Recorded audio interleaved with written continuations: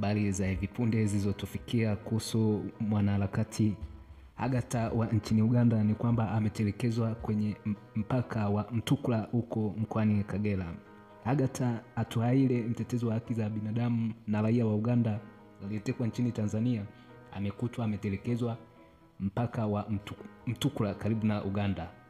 Gazeti la The Daily Nation limearifu asubuhi hii likinukuu kutoka kwenye familia yake. Agatha alikuwa miongoni mwa raia wa kigeni waliokuja Tanzania ili kuhudhuria kesi ya uhaini inayomkabili Mheshimiwa Tundu Lissu.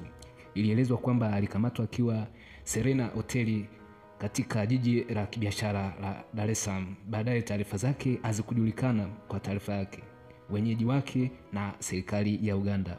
Ubalozi wa Uganda nchini Tanzania uliandika barua jana kwa mamlaka za Tanzania ukitaka kujua hali yake au kumtembelea huko aliko. Hii ni taarifa njema ya kupatikana kwa mwanaharakati huyu wa nchini Uganda. Unaweza kuendelea kupata taarifa